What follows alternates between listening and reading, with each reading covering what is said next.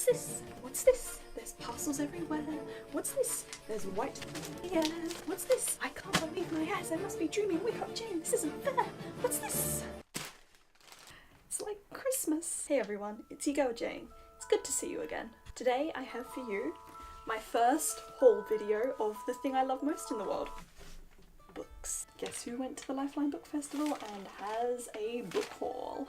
Lifeline is a not-for-profit that provides a 24-hour crisis helpline, or Lifeline as you would, who every so often throws a massive book fair. I'm not kidding. There's like hundreds and hundreds of crates of books and they get renewed every day, and it fills up a whole exhibition hall. I missed the one earlier this year, so I was really excited that they were having another one so soon. You can find almost anything there. Some people go back every day, and I would be one of them, except I have no money. So for now, I'm limited to this.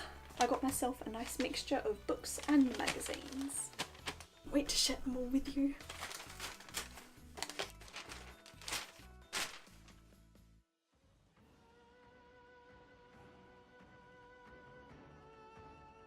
This is one that I have read before. This is my favourite series, and I don't do favourites. Some of you may remember when this got really big back in 2014 because the movie came out. As you can see, it's the movie cover.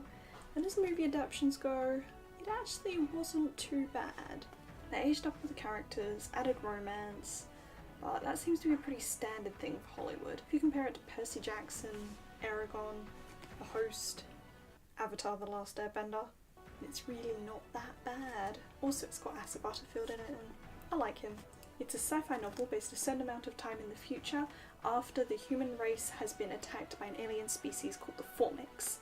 And the Formics have since left, but the human race wants to make sure that nothing like that ever happens again, so they want to perform a preemptive strike. The story revolves around a boy called Ender, or Andrew Wiggins, who is their #1 choice for commander of the attacking fleet. This was really just a prequel to the second book, Speaker for the Dead, which in my opinion is the best book ever written. Orson Scott Card is an anthropologist. Those of you who don't know, I'm studying anthropology and Japanese at university, which will be important later, so take notes. You can really see anthropology coming through in his work because his descriptions of the interactions between people is so intricate and so detailed that it is one of the most incredible things I have ever read. It's definitely worth reading if you want a slightly more complex and thought-provoking read.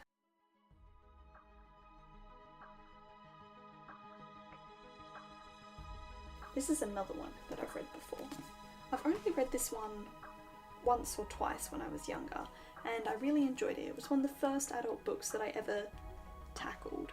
This is by the same author as Artemis Fowl, The Boy Genius with the Fairy Friends.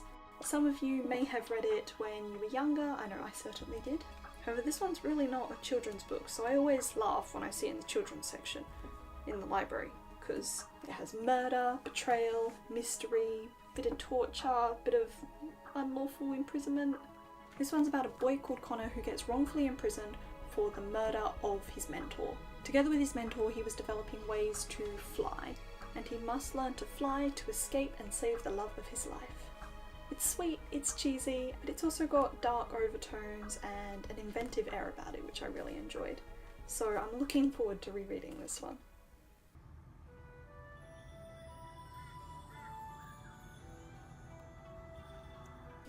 I told you my Japanese major would be important.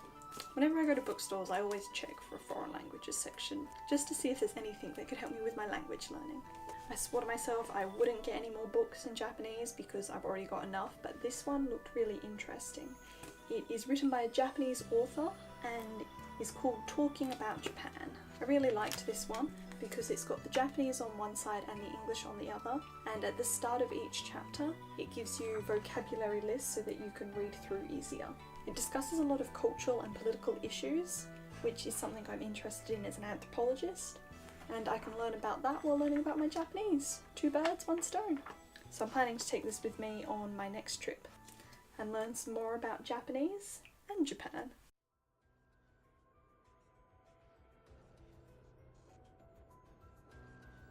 I also found a Torchwood novelisation, and for those of you who don't know, Torchwood is a spin-off series of Doctor Who. and follows a team of people as they defend the world from alien threats and anything that comes through the Rift, which is a tear in time and space that runs through Cardiff, Wales. I really liked the look of this one because it's got Yanto Jones joining a male voice choir, and I always thought that Gareth David Lloyd would be an amazing singer, but I'm still waiting on a duet between him and John Barrowman. But for now, I'll make do with this.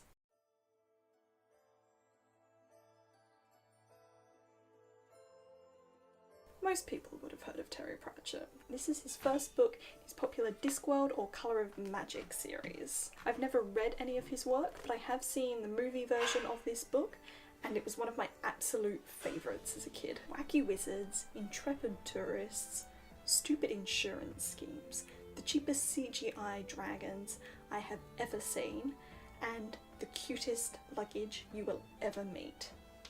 What's not to love? This is only the first book. There is 37 books in this series. That's a lot. Terry Pratchett is quite a famous author, and while I haven't read any of his work, I've heard that he's a bit like Douglas Adams, and I love the way Douglas Adams writes. I mean, the ships floated in the sky like bricks don't is my absolute favourite simile of all time.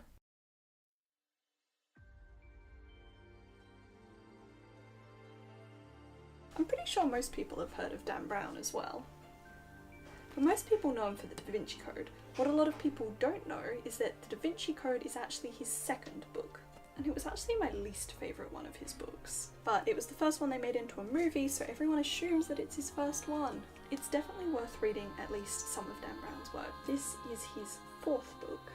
It's based in Florence, and like all of his books is highly historical. The series follows Robert Langdon, who is a symbologist. Now, a symbologist in real life would probably fall under the category of anthropologist, which might explain why I like this series so much. The plots in the books are all generally predictable. Robert Langdon goes on a mystery, which he has to solve using his knowledge of history, and a female fatale joins him on his journey because he's an old professor who everybody likes, but he can't get a girl.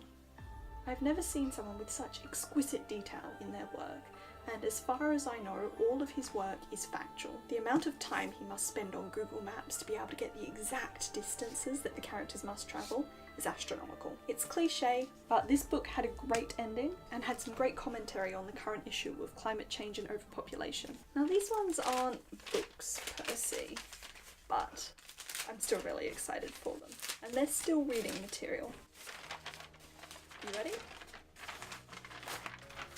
I got myself some science magazines. They're old issues, but I don't have the money to buy magazines brand new, and they were 50 cents each, so I was like, why not? I got one about black holes, because black holes have always fascinated me, and the other one I got was about Pluto, because viva la Pluto! As far as I'm concerned, Pluto will forever and always be a planet. You can pry Pluto out of my cold dead hands. If you liked that video and it's given you some more ideas on what to read next, or you think Pluto should still be a planet too, give a thumbs up, and if you want more awesome content, subscribe below. I love you all, and I'll see you all next time. Jane out.